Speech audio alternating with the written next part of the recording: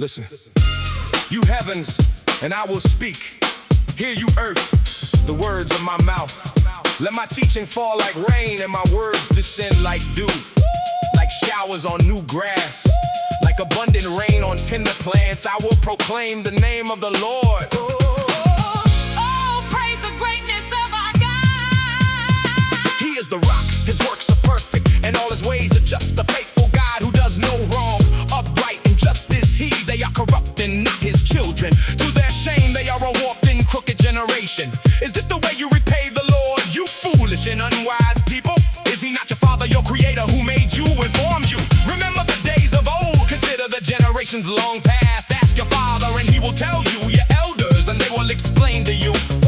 When the Most High gave the nations their inheritance, when he divided all mankind, he set a boundary for the peoples, according to the number of the sons of Israel.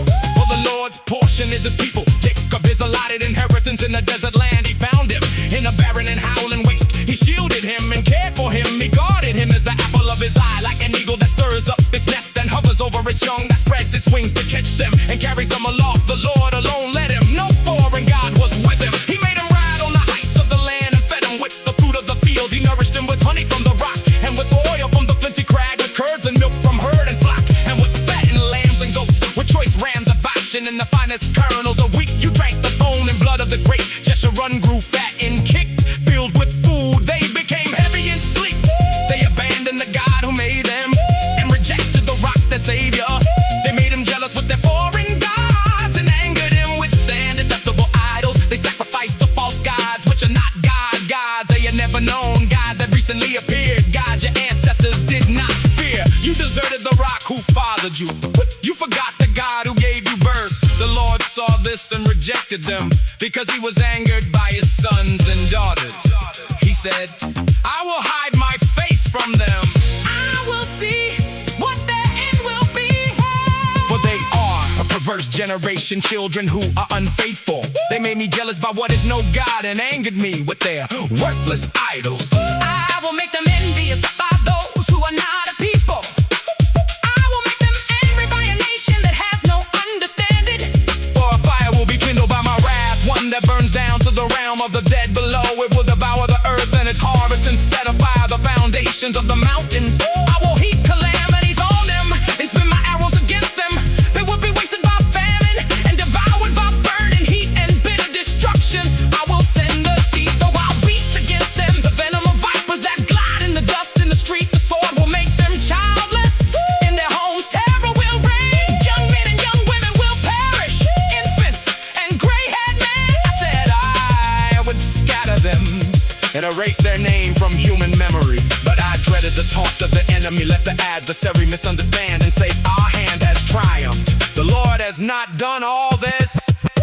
They are a nation without sense. There is no discernment in them. If only they were wise and would understand this and discern what the end will be. How could one man chase 1,000 or two put 10,000 to flight unless their rock had sold them, unless the Lord had given them up?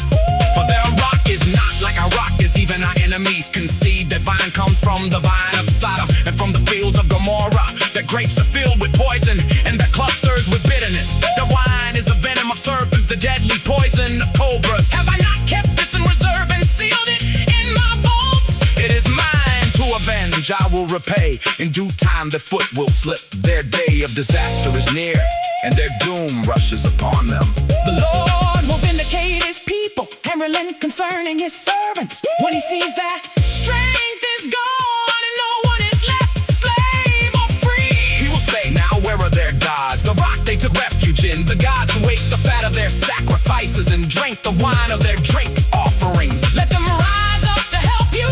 Let them give you shelter. See now that I myself am he. There is no God besides me. I put to death and I bring to life. I have wounded and I will heal, and no one can deliver out of my hand. I lift my hand to heaven and solemnly swear, as surely as I live forever, when I sharpen my flashing sword and my hand grasps it in judgment, I will take vengeance on my adversaries and repay those who hate me. I will make my arrows drunk with blood, while my sword devours flesh. The blood of the slain and the captives. the heads of the enemy leaders.